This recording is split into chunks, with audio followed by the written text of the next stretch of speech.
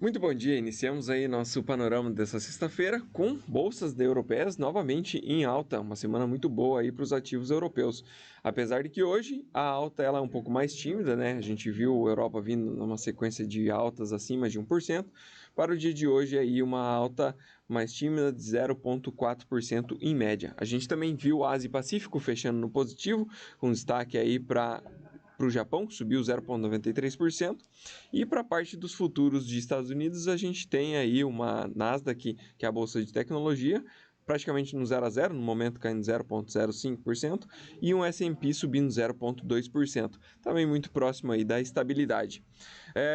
A gente vê hoje um dólar subindo 0,27% contra as principais moedas do mundo, sendo que o principal destaque de alta hoje é o ien japonês ante o dólar, né? Aliás, o dólar se favorecendo contra o ien japonês.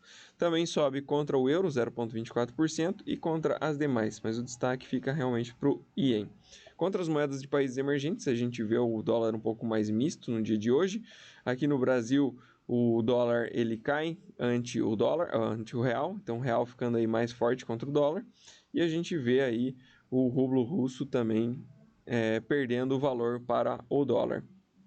Para o dia de hoje, a gente tem nos metais minério de ferro subindo 1,17%. Minério de ferro que vem numa sequência de alta muito boa, né? Mais um dia de alta, então acima dos 1%. A gente também tem um petróleo chegando aí nos $75, subindo no momento 0,55%. E lembrando que semana passada a gente viu um petróleo aí na casa dos $63, né? Então uma alta bem interessante aí para o petróleo ao redor do mundo.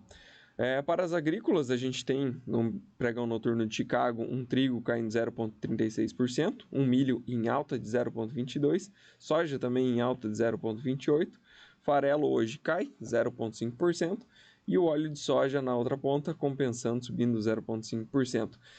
Lembrando que hoje é um dia bem importante para as agrícolas, porque a gente vai ter a publicação das intenções de plantio nos Estados Unidos. Esse relatório ele vai sair a 1h da tarde e a gente deve ficar bem atento.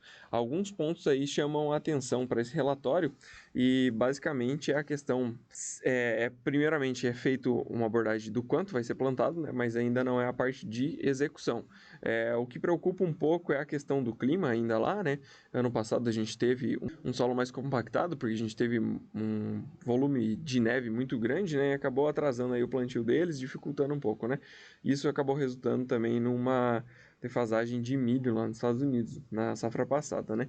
Para esse ano, os modelos de clima continuam mostrando que vai ser mais frio do que o normal e também mais úmido. Isso aí pode acabar impactando novamente no plantio nos Estados Unidos. Outro ponto esse ano é o seguro, né? O seguro de plantio. O milho e o sorgo eles se mantiveram nos patamares do ano passado, que são patamares bem atrativos, bem altos, né? A soja ficou um pouco mais abaixo, né? Ficou 0,60 centavos de dólar por bushel mais baixo do que o ano passado, e a gente tem um trigo com $1,70 acima do ano passado. O que a gente pode esperar disso, né? A gente pode esperar que o resultado, por conta de se ter um nitrogenado mais barato, que hoje é o melhor do histórico, né? Tá muito interessante a relação de troca deles. E isso, somado à questão do seguro, a gente pode ver um milho crescendo sobre a área de soja, principalmente nos estados mais interessantes aí dos Estados Unidos, né? O filé mignon ali, por assim dizer, né? Então a gente teria um aumento de área em cima de Illinois, Iowa e Indiana, que por si só já garantiria um pouco mais de produtividade, né, para o milho, mas, que nem eu comentei, a gente tem essa questão do nitrogenado. Ano passado a relação era muito ruim, se eu não me engano estava 4:1, e a desse ano está mais ou menos 1,6, 1,8 do milho para o nitrogenado. Então, assim, aparentemente o produtor americano deve pesar a mão no nitrogenado e trazer ainda mais produtividade para cima. Então a gente teria um aumento de área melhor e também um aumento de tecnologia em cima do milho. Tá? Então, a princípio, se a gente não tiver alguma complicação com o clima lá, a gente deve ter uma safra de milho bem robusta nos Estados Unidos. Outro ponto é o trigo, que deve crescer aí a área dele sobre a soja e também sobre o milho em alguns estados. E isso é um pouco um ponto de atenção bem grande, né? Porque basicamente se tem um trigo, uma oferta de trigo bem grande no mundo, né? Então você tem bastante trigo na Rússia, bastante trigo na Ucrânia, apesar de que lá está um pouco complicado para fazer a retirada, né? Devido ao problema da guerra lá e também da questão de extrair tudo pelo Mar Negro, né? Então dificulta um pouco, mas ainda assim você tem bastante produto. E a Austrália vende 3 safras cheias de trigo. Aqui no Brasil, a gente, devido ao atraso do plantio do milho, a gente deve ver uma troca também de área. Então, trigo crescendo em cima da área de milho, né? E também um aumento de área no Canadá, ou seja, muito trigo no mundo. E o trigo, ele é um ativo que ele concorre diretamente aí com o milho, né? Então a gente pode ver acabar puxando os preços de milho na carona, porque a princípio a gente tinha uma quebra muito grande mundial da safra passada de milho, né? Mas com todo esse trigo pode ser que uma ponta compense a outra e a gente veja uns preços um pouco mais brandos para as duas commodities, né? Tanto para o trigo quanto para o milho. Mas o fato é que esse relatório, ele é o primeiro acompanhamento, né? Vai ter atualizações nos próximos meses aí e a gente deve ficar atento. Então, 1h da tarde, esse dado das agrícolas, muito importante.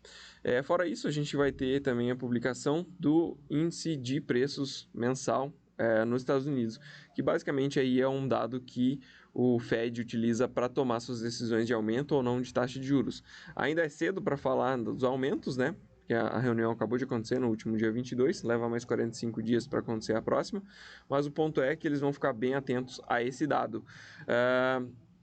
E se a gente tiver aí um núcleo vindo maior, aumentam-se as apostas para um aumento de 0,25% na próxima reunião. Por enquanto, as apostas estão bem neutras, entre 0 e 0,25, né, na CME, e esse dado aqui pode acabar mexendo. Para hoje, esse é o dado mais importante da agenda, falando de macroeconomia, e também esse dado das agrícolas a 1h da tarde. Seria isso, pessoal. Uma ótima semana a todos e excelente final de semana para todo mundo. Grande abraço.